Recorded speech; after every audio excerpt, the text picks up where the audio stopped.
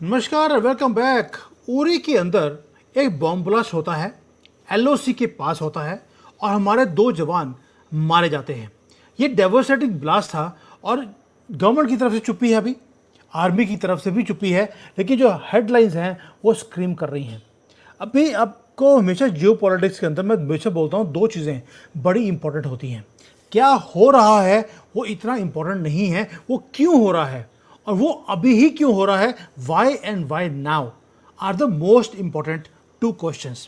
जो आंसर है वो कश्मीर के अंदर नहीं है, आंसर है एलओसी के उस पार, वहाँ पर क्या हो रहा है।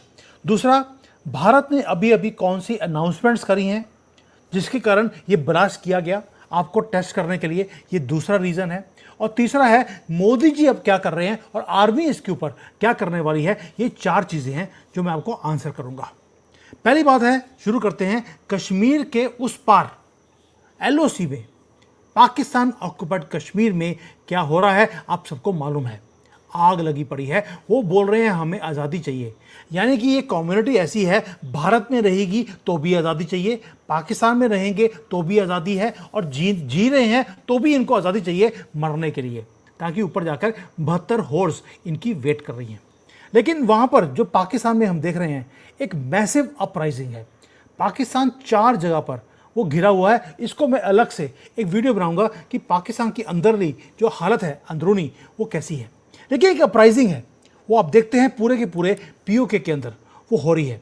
वायलेंट प्रोटेस्ट हैं, सड़कें चौक हुई पड़ी हैं, और पाकिस्तान की जो आर्मी है कंप्लीटली उनका जो कंट्रोल है अपने कंट्री के ऊपर से वो हाथ से फिसलता जा रहा है।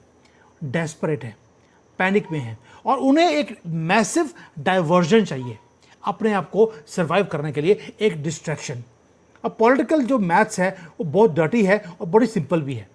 भी अगर आपको पाकिस्तान के अंदर जो विद्रोह हो रहा है उसको अगर ख़त्म करना है तो उसके लिए आपको एक्सटर्नल वॉर भारत के साथ शुरू करना पड़ेगा। अगर भारत से शुरू नहीं हुआ तो ये अफगानिस्तान से ये शुरू कर लेंगे। उसका रीज़न है कि अगर भारत के ऊपर ये हमारे आर्मी के लोगों के ऊपर अटैक करेंगे तो भारत उसका आंसर देगा इमीडिएटली। पूरे की पूरे ये कॉकरोच एक पाकिस्तान के गंदे से झंडे के नीचे ये आकर कॉकरोचों की तरह इकट्ठे होकर खड़े हो जाएंगे, क्योंकि कॉमन और एनिमी वो भारत है। इसलिए भारत अगर अटैक करता है पाकिस्तान को स्ट्राइक करने का मौका मिल जाएगा, और इनका जो पूरा का पूरा आंदोलन है पीओके के अंदर वो वहीं पर थम जाएगा। उरी जो है, उरी के अंदर जो ये एलओसी के पास ब्लास्ट करवाया गया वो तो सिर्फ एक बेट है। जो ब्लास्ट है कैलकुलेटिव ट्रैप है दिल्ली के लिए। बट मोदी जी एक डिफरेंट तरीके से वो काम कर रहे हैं। उन्होंने भी पूरी की पूरी फ्लिप जो स्क्रिप्ट है उसको फ्लिप कर दिया। पहले तो हमारी जो आर्मी है उन्होंने क्या बोला कि एक एक्सीडेंटल ब्लास्ट हो गया है।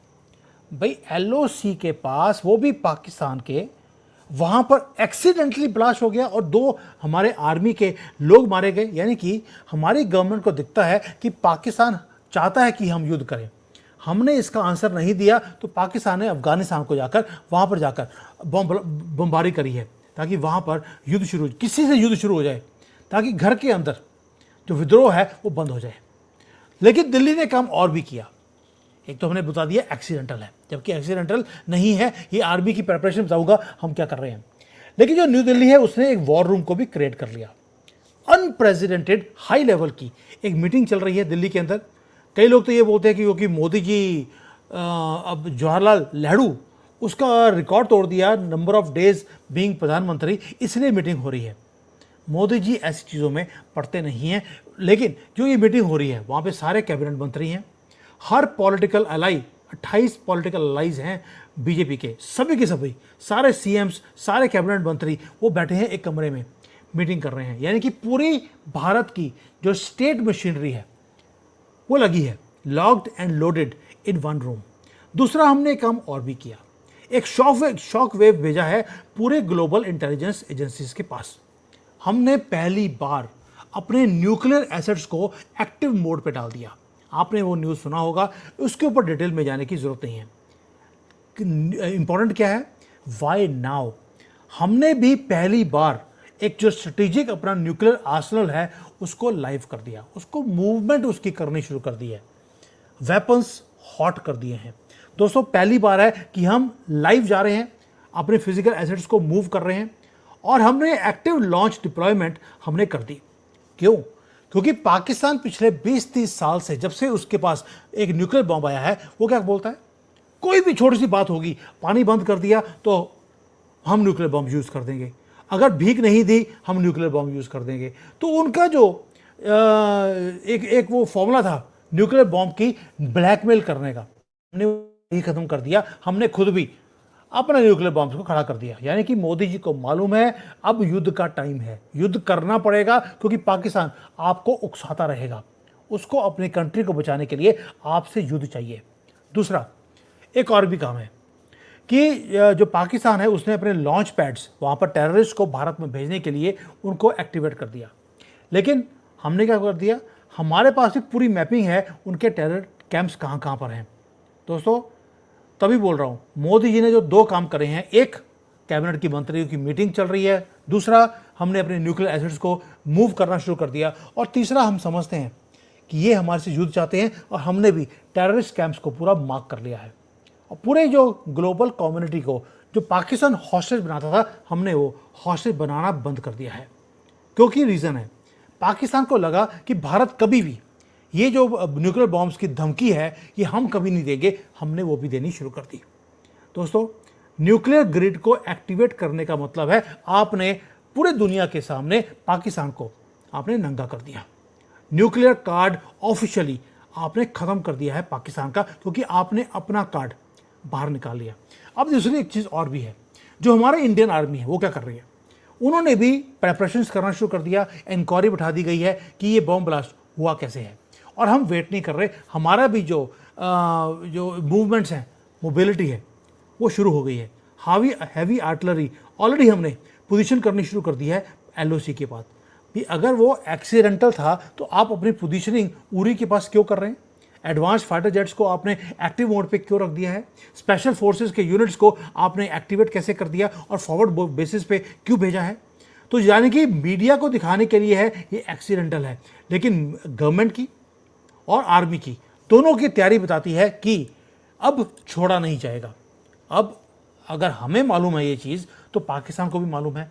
पाकिस्तान के अंदर जितने भी उनके लॉन्च पैड्स है, वहाँ से सारे कॉकरोचों को भगाया जा रहा है, वो सारे भाग रहे हैं वहाँ से, और उनको डीप इनसाइड पाकिस्तान उनको भेजा जा रहा है। सारे टेररिस्ट लॉन्च पैड्स अब फ्रेंटिकली बिल्कुल एम्प्टी है, वहाँ पर भाग रहे हैं कॉकरोचों की तरह, जो कि इनकी फितरत है। दोस्तों उन्हें मालूम है कि इस बार हथौड़ा ऑपरेशन सिंदूर 1 से बड़ा आएगा, और वो अब हाइड नहीं कर सकते, क्योंकि अब बॉर्डर के ऊपर जो थर्मल इमेजिंग वाला जो पूरा सिस्टम होता है वो हमने दे दिया, एडवांस्ड ड्रोन्स दे दिए, और अब ये जो कॉकरोच वहाँ से भागने की कोशिश भी करेंगे तो भाग नहीं सकेंगे। दोस्तों पहली बात ये है कि भारत में मोदी जी को मालूम है कि मैथमेटिक्स कैसे होती है। गुजराती हैं, उनको कैलकुलेट करना आता है। उन्हें मालूम है कि LOC के पास उरी में जो ब्लास्ट दोबारा से किया उसका रीज़न है। एक, वो युद्ध चाहते हैं, दूसरा उरी के जो घाव हैं पुराने वाले 2016 के, वो हमने भर तो दिए, लेकिन जो हमारे लोगों का लॉस हुआ था वो उसको भरना हमारे लिए इम्पॉसिबल है। हमने उनके 300 कॉकरोच मार दिए, उनको फ़र्क नहीं पड़ता। भाई उन्होंने हमारे आर्मी के लोगों को मारा, हमने जाके टेररिस्ट मार दिए। कैसे हो सकती है? जब तक कि हम वहाँ जाकर उनकी आर्मी के लोगों को नहीं मारते तब तक बराबरी नहीं हो सकती। बट एनीवेज मैथमेटिक्स है कि उरी में दोबारा से जानबूझकर जख्मों के ऊपर नमक छिड़कने के लिए ये ब्लास्ट करवाया गया। लेकिन ये ट्रैप है, दिल्ली को दिखता है, और हम उस ट्रैप में फंसने वाले नहीं हैं। हमने भी बाईपास कर दिया इस डिस्ट्रैक्शन को, क्या बोलकर कि यार ये एक्सीडेंट था, लेकिन आर्मी को हाई अलर्ट पे रख भी दिया है। और दूसरा, इनका जो न्यूक्लियर कार्ड का ब्लफ था उसे भी हमने उजागर कर दिया। अब हमने अपनी एसेट्स को हमने एक्टिवेट कर दिया है। जो मिलिट्री की एसेट्स हैं उसको लॉक कर दिया है वहाँ के टारगेट्स के ऊपर, छोड़ा नहीं जाएगा। गंदी गंदी मस्जिदों में छुपे होंगे उनको उड़ा दिया जाएगा। और जो न्यूक्लियर वेपन है उसको लाइव करने का मतलब है अब आपने दुनिया को नोटिस दे दिया कि आप पाकिस्तान की जब ये न्यूक्लियर बॉम्ब की धमकी आती है आप डर जाते हैं। चलिए हम भी दे देते हैं आपको। दोस्तों रिटेलिएशन आएगा, इस बार छोड़ा नहीं जाएगा।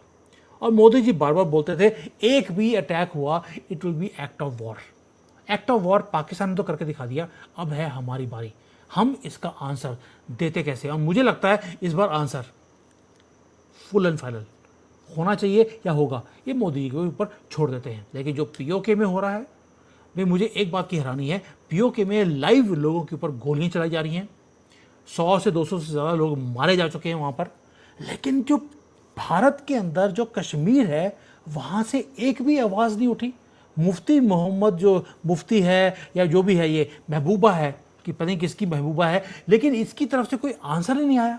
ना उमर अब्दुल्ला बोल रहा है, ना ही हमारे ओवैसी साहब बोल रहे हैं, ना कांग्रेस बोल रही है कि जो वहाँ पर हो रहा है वो गलत है। राहुल गांधी को पीओके में जाना चाहिए वहाँ के लोगों के साथ खड़े होने के लिए, लेकिन को गया ही नहीं। ना ममता बानो खड़ी हुई है। ये है इनका दोगलापन। आप समझ रहे हैं कि जो वहाँ पर हो रहा है उसके ऊपर ना इंडियन मीडिया उसको कवर कर रहा है, ना हमारी अपोजिशन कवर कर रही है। और जो भारत में हो रहा है कि हमारे 2 जो आर्मी के जवान हैं वो मारे गए, हमारी इंडियन मीडिया भी उसको कवर नहीं कर रही। पहले बता रहा हूँ, आपने ये न्यूज़ अभी सुनी नहीं होगी, जबकि ये कंफर्म न्यूज़ है जो मैं आपको दे रहा हूँ।